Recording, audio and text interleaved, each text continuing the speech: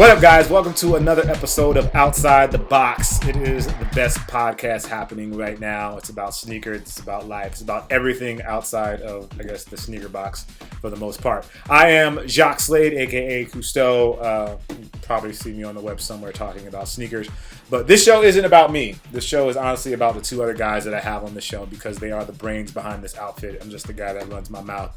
And heads up is my buddy Brandon. Go ahead and tell him about yourself, Brandon.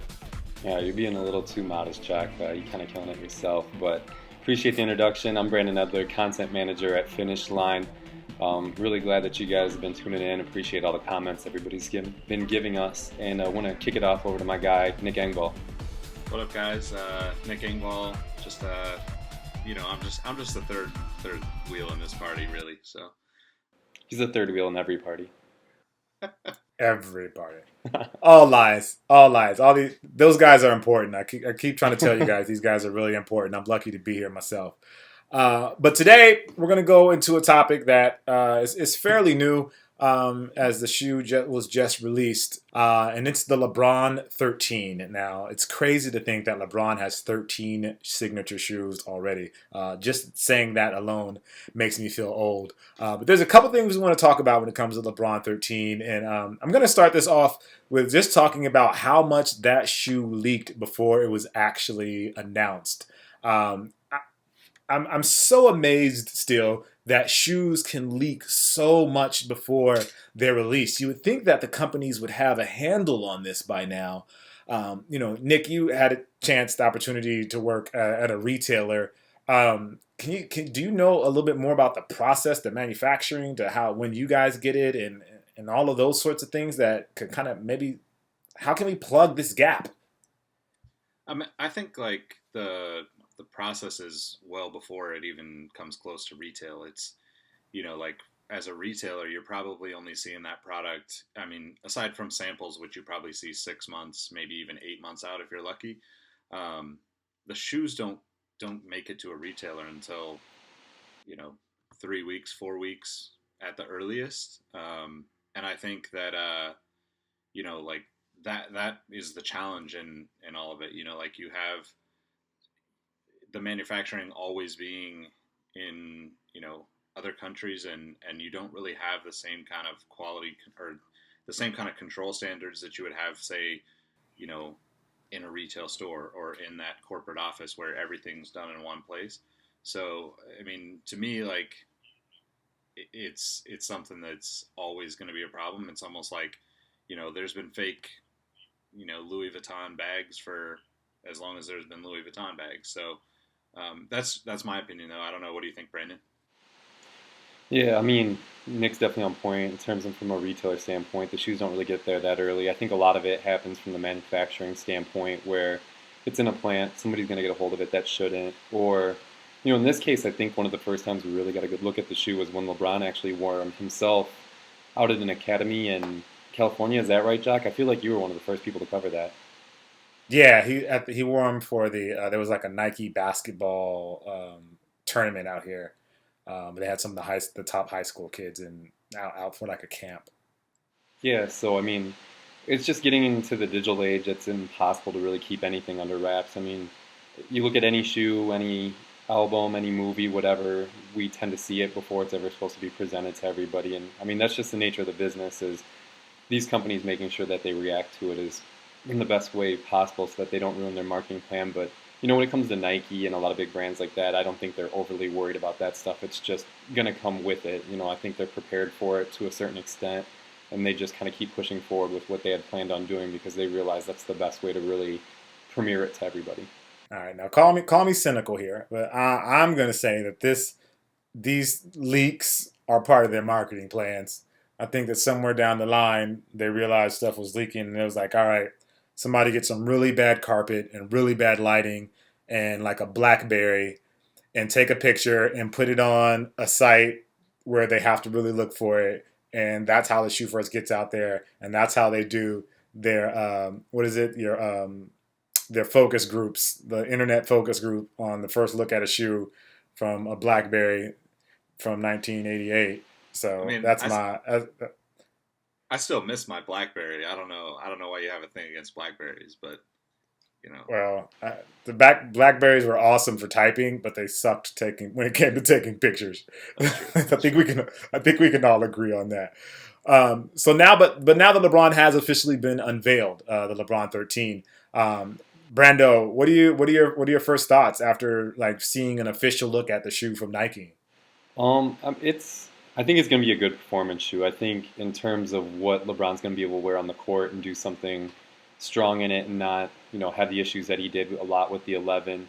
It looks like a really good combination between what they've been doing with the LeBron signature series and what they've done with the Zoom Soldier. It feels like they kind of meshed that together, and this is what's come out of it. In terms of an actual style standpoint, I think they took a couple of steps backwards. I thought the 12 was really, really strong, especially in some of the better colorways. The 8, 9, 10, 11, some people might feel a little bit differently about those. The 8, personally, I think did really well. But as far as the 13, I feel like they definitely took a couple of steps backwards. But you look at the innovation in the shoe, the technology and everything, it's going to be something that's going to perform really well on court. The 12, I played in it a couple of times, put up at least 2 or 3 points a game in rec leagues wearing them, and they were they were unbelievable on the court for me. So I have to think, Nike knows what they're doing, and the 13 is going to be a step forward for them there as well. So that's something that I was actually talking to, I think both of you guys at some point in this last week or so, is like I feel like if we have to buy a shoe and say, well, I'm not going to wear it casually, I'm only going to wear it on the court, isn't that like almost compromising as a consumer? Like that's what made Jordans so great back in the day. Like you bought them, you played in them, they looked cool as hell off the court, they looked cool as hell on the court, and you thought you could fly because of them.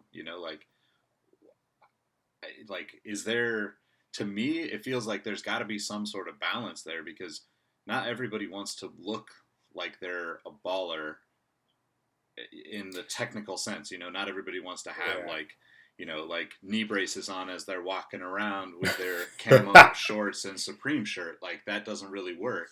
So how come like new signature shoes have that kind of like asterisk by it, by all the YouTubers and bloggers and media? All of us do it, and I think we're all guilty of it at times, where it's like, oh, it's cool, I'd play in it, but it doesn't look good enough for me to wear off the court. Like, what's going to change that, or is it just a part of going forward with sneakers now? I think it's a part of going forward with sneakers now. I think there's so many lifestyle options when it comes to sneakers now that like there's a segment for stuff specifically for basketball. Like we didn't have Nike sportswear back when Jordan came out. Like there was no Nike sportswear. It was just Nike, and whatever they put out was, I think, was meant more to bridge the gap. So to wear on and off court. And now with there's so being so many different shoes, like shoes are getting more, they're more segmented. It's a more of a niche place for sneakers now. It's like niche, like you have your running shoes, you have your basketball shoes, and I think all companies try to make them in a way that they can be worn off court. But the more technically proficient you get when designing a shoe and catering to a player's needs, I think the less it's going to work for off the court purposes.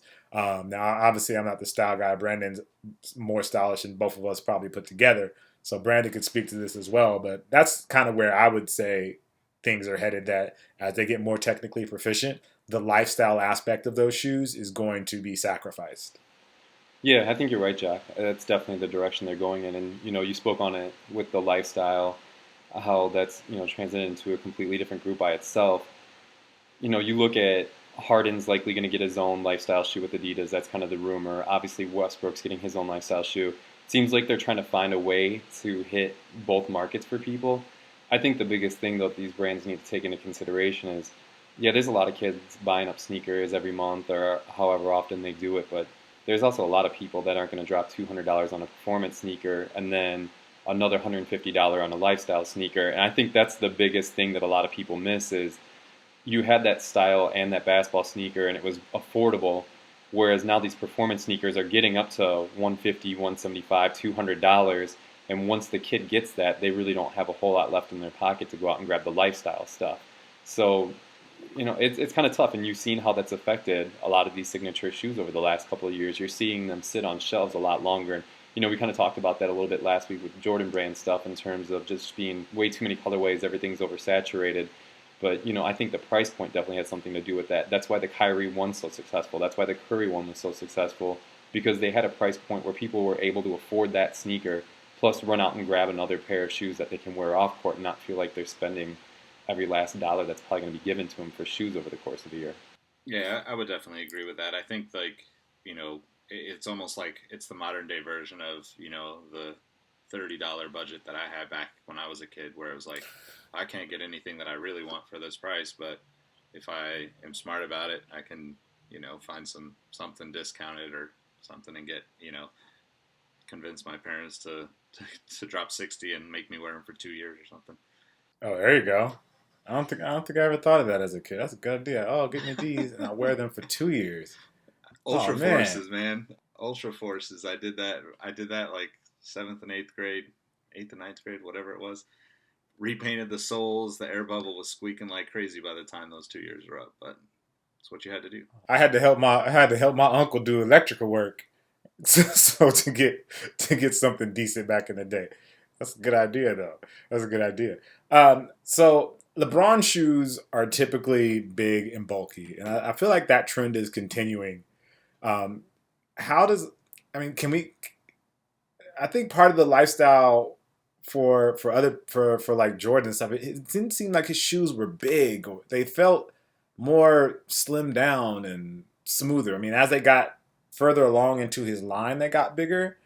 But like those first couple of years, they seemed slim and small almost. Like they were all mid cut, but LeBron's just seemed like his shoes were just getting bigger and bigger. And I know LeBron's a big guy, but that just doesn't translate to me when it comes to lifestyle. And I think that's part of it as well. Like they're making these shoes for a guy that plays big. Jordan didn't play like a big guy. Like LeBron plays like he's a big guy, and Jordan didn't necessarily do that. And that may have something to do with the whole lifestyle aspect as well.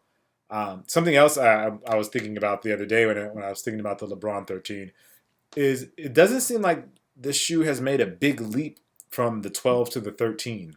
It feels like a lot of the technology is the same. Like there's not really a drastic change as far as the design or the technology goes.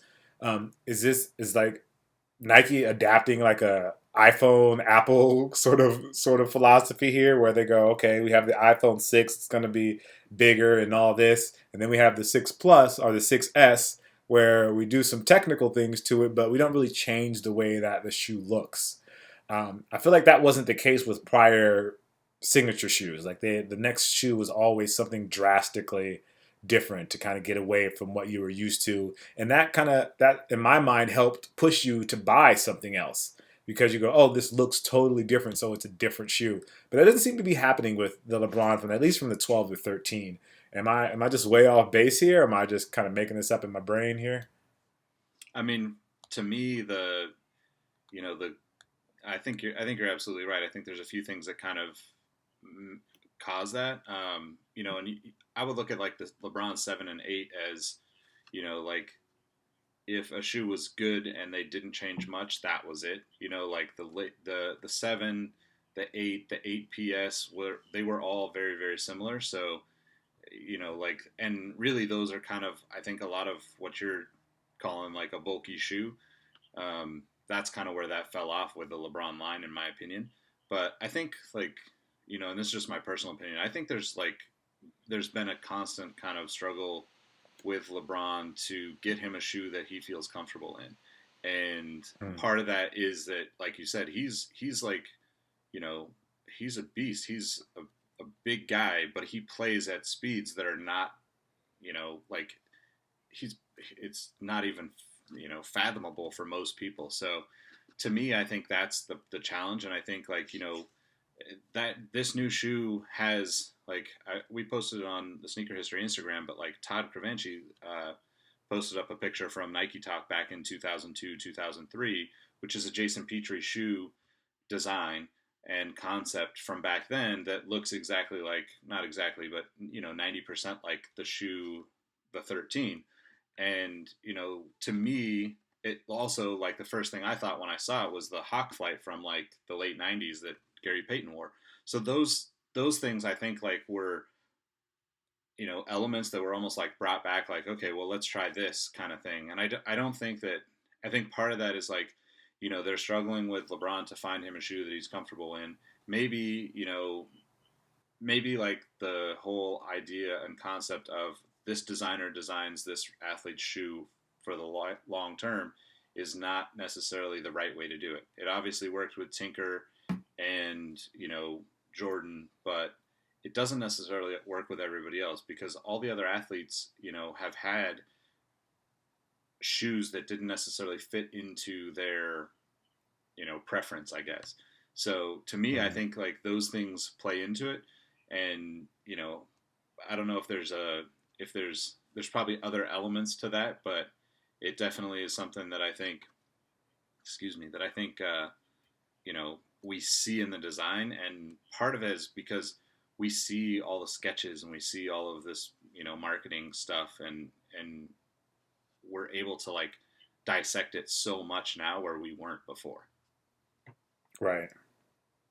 Yeah, we do have greater access to information about the shoes from the shoes than we did back when things really when we first got into sneakers. And I don't know. I wonder if that would have changed the way our outlook on sneakers, knowing all that we know now, or at least knowing the information that we know now.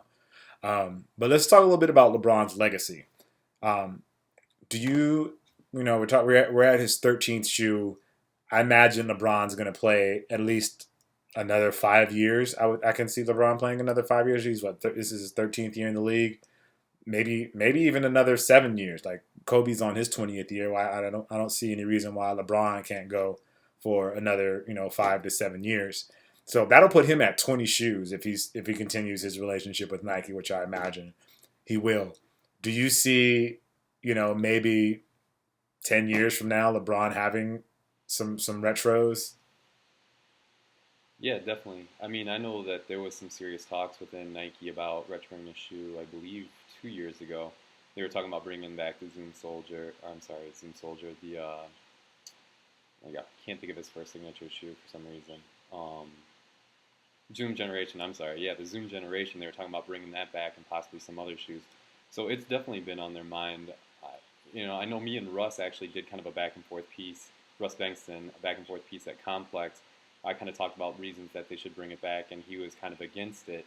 And, there's a lot of good reasons you could do it. Got a lot of good reasons maybe to wait until after he retires. But either way, like, we know that there's still a pretty heavy market for his first couple of shoes. If you go on eBay, I'm pretty sure his first games still go for $400 or $500. So just like the Kobe Prelude pack, where they dropped a bunch of his sneakers last year, or was that 2 years ago? I'm sorry, I'm definitely getting my dates mixed up right now. Is that 2 years ago? I think it was 2 years ago. Yeah, I think it was 2 years ago. When they did that, how well that did, there was a lot of success behind it. And, anytime you can do that, and if there's any storytelling, especially with him coming back to Cleveland, that definitely would have made a lot of sense. So I think it's something that we will probably see before he retires. And, I hope from a sneaker consumer that really would love to get my hands on the 1, 2, 3s, and 4s. I'd love to get some of those shoes back in the rotation where I'm not wearing them on the blacktop, worrying about them crumbling after playing outside for 10 minutes. Right. Definitely. Nick, what was the first year that Jordan's retroed? Do you remember? 91. 94, right? His first retirement. Yeah, his first year he retired. I'm sorry, 94. Yeah. So I mean, I think that's the thing too. Like with Michael, you had these like almost like perfect times for it to happen, right? And you had all those stories, and oh, he's gone, so let's celebrate his legacy. And yeah, they were quick to jump the gun on it, but it's also just like a great way to make money and get us all hooked into those shoes. But I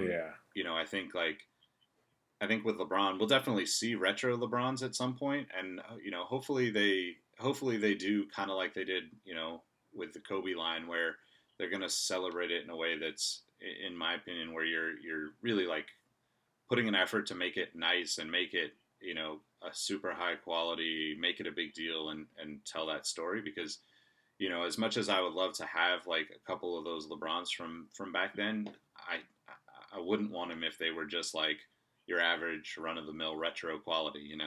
Yeah, have some sort and make them meaningful. I think that's what kind of separated the Kobe thing from every from other retros is like there was a deep story behind each one of those retros, or I shouldn't say retros, that prelude pack as they called it, that really tied to a personal story within Kobe's life, and like really these anchor moments I like to call in Kobe's life, that made those shoes a lot more meaningful than just any other sort of retro in general. Yeah, and if Nike needs ideas, they can hit up that that story that we did where we did concepts of the Zoom generation on the Complex Sneakers channel a couple years back with, you know, a bunch of different inspirations. I think we did 10 of them for the 10 years or whatever. So it's definitely like to me, like you hit the nail on the head. It's like those pinnacle moments in his career. And, you know, obviously with LeBron, you have, you know, the first championship, you have the decision, the South Beach colorway, you have, you know, the wheats, all that stuff. So there's a lot of opportunity there. All right, so big question before we get out of here: does LeBron wear the 13 this year? Go ahead, Brandon. Yeah, I think he does. I mean, again, I think it's a good combination between the 12 and the Zoom Soldier, which he's definitely favored the Zoom Soldier. He didn't have a whole lot of issues with the 12 last year. I think we're going to see a lot on the court. He seems to really take into it pretty well before the season's even started. He's been wearing it quite a bit, so it seems like something he's generally interested in. I think the one thing that I hope Nike doesn't get too focused on this year is doing a bunch of player exclusive colorways that fans can't get a hold of. I think that kind of takes away from the appeal of the shoe. If you're going to release 30 colorways and he's only going to wear about 4 of them and then another 20 that never release, you know, me as a 16-year-old basketball fan, why do I want to grab those colorways that's never even touched the court on his feet? It just doesn't make a whole lot of sense to me. Yeah, I would definitely agree, and I think we definitely see him wear them. I think that you know, like you make a great point with the colorways. You know, it's cool to have something that's slightly unique, but in my opinion, once you get to the point where you have, you know, so many different versions and it's like they're so minimal, you know, like it's almost like, well, you're just going crazy with Nike ID colors, and to me, I think that does take away from it. If there's you know certain ties and reasons for him to wear it, I think that it's great and it's important. But when you have, you know, a home colorway and you have 6 variations of it, it's almost overkill for the the person that really needs to be able to buy those shoes, and that's like the 16, 17-year-old, 18-year-old kids that are coming into this business and lifestyle. Really, like that 16 to 20-year-old consumer is the most important consumer for guys like us who work in this business and the business as a whole moving forward. So From him wearing the Zoom Soldier so much, and he seems to favor that shoe a lot, the 13 does favor the Zoom Soldier a lot more than I think the shoes have in the past. So I'm definitely hoping he wears it, and looking forward to seeing him wear it on the court. And it would be nice if they release the colorways that he wears, and kind of keeps it to those for the most part, and not go crazy with the colorways. I think something that's unique about Jordan in that sense is he pretty much wore the same colorways throughout the year. I mean, there's some variation, but for the most part, all those moments that we remember about him, he was wearing that same, one of what 3 colorways or something of a shoe per season. So that it'd be nice to see something return to that and have LeBron wear that same colorway. I think kids would identify with it a bit more if they had that same feeling of the same colorway and that wearing the same shoe every day. So shout out to Brandon for knocking that one out the park. All right, guys. So again, this is Outside the Box podcast, where we talk sneakers, but we really try to look outside of the immediate sneaker world and provide you guys with some insight. And we also look for insight from you guys. So like Brandon said earlier today, thank you guys for the comments. We really appreciate it. You guys helping making this show go. We appreciate everybody watching, listening on SoundCloud, listening on YouTube. Just thank you for listening. We definitely appreciate it. I am Jacques Slade. This show is all about the LeBron 13. So if you have something to say about it, let us know down in the comments. You can tweet me. You can tweet me. I am at Kustoo on everything: Snapchat, Instagram, Twitter, and all that stuff. But again, Outside the Box would not be here if it wasn't for these 2 guys. So Brandon, tell them how to reach you. You guys can follow me on Instagram and Twitter, Mr. Brando3, MrBrandO3. I almost forgot how to spell that myself. I'll keep you guys live tweeting about all my pizza experiences and my sneaker rotations. You'll probably be bored after about 3 days and unfollow. So if you get bored with me, make sure you follow my boy Nick Engvall. What do you got, Nick? I'm at Nick Engvall, NiceKengvall on Twitter, Instagram, Snapchat, YouTube, Facebook, LinkedIn, all that stuff. Friendster. Yeah, Friendster, definitely. Tinder. Yeah, hit me up on Tinder. Dude, you know this is mostly guys watching this, right? Oh yeah, never mind. Don't hit me up on Tinder. Yeah, left swipe that. Left swipe that. Left swipe that. I definitely don't. I diverge outside of pizza and sneakers a little too much and get political sometimes on Twitter. So, just a forewarning. Yeah, both of these guys, if you follow them on Instagram, they make me want to post more stuff about food. Between Brandon's pizza and Nick's Mexican food, like I'm severely lacking when it comes to my food game on Instagram. Anyway, this is Outside the Box. We appreciate you guys. Thank you for watching. Again, if you have anything to say, let us know. Hit us up on Twitter or any of those places. Use the hashtag Outside the Box. And yeah, let us know so we can keep the show going. What you guys want to know, what you guys want to talk about. All right, we'll see you guys next time. Peace.